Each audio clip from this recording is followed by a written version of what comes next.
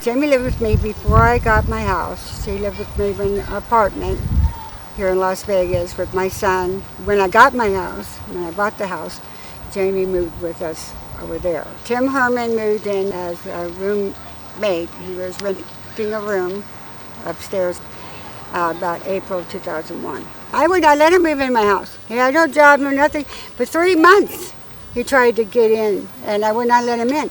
He persevered, and then he finally got a job. He had a suitcase waiting. He was in hiding with one of my employees who called me over pretending to have dinner, and here he was with a suitcase and everything. And I had my boyfriend there, and I needed the money, extra money to the rent, and since he had his money and everything else, it was packed and everything, my boyfriend did not like it at all. And Tim got rid of him quick.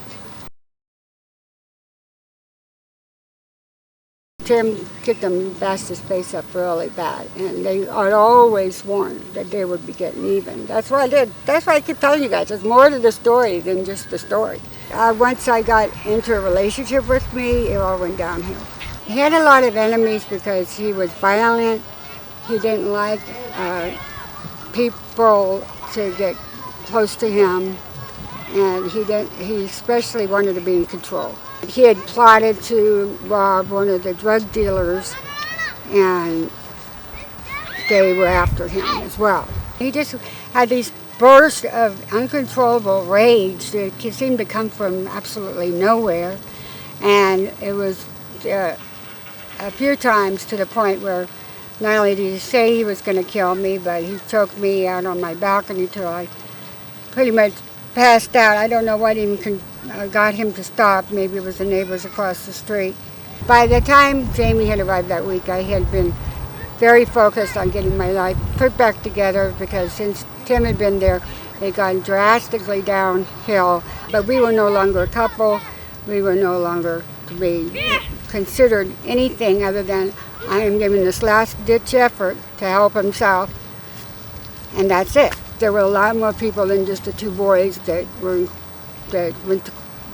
to jail for this. There was a whole group of them, and they actually lynched my house 3 times that day prior, where the police should have driven these kids away and taken them to jail for what they were doing. Jamie was not in sight at the time. I know that Jamie didn't have time to plan anything. If anything happened, it was the spur of the moment. When she had stabbed him, she was on a lower stair in the stairway. The angle of the knife went and pierced Tim Herman's heart. Just right after that, the other kids and these 2 boys that did go to court were racing up the stairs with these long, what they're called mixers, paint mixers. They're real long, at the end they're like a mixing blade. She didn't even have a relationship with these kids. She didn't know them before. I didn't really know them. But they had told him that afternoon, we're going to kill your boyfriend. It was the boys, the 2 cousins, that shouted at me, told me we're going to find him. He's going to be cut out, chopped all up, and find him in Lake Mead. We're after him, blah, blah, blah, blah, blah. And that's when I called the police, and they denied everything, and the police just let the kids go. They were all underage, drinking and driving, and so forth and so on.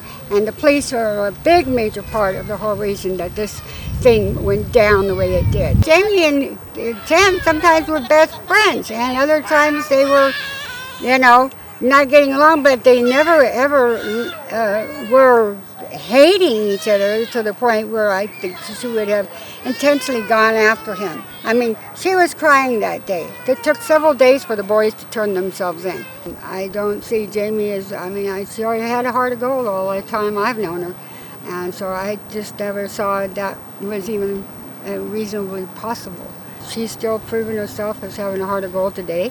I don't think that keeping her there, Jamie there, is helping. All the future that is left here is the life that we have right now.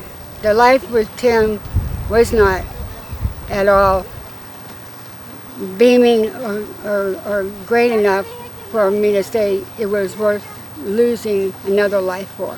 I lost my health, I lost my mental health, my physical health, my license, the respect of my family, my own son, and his respect. I lost my son, I lost Jamie, I lost everybody.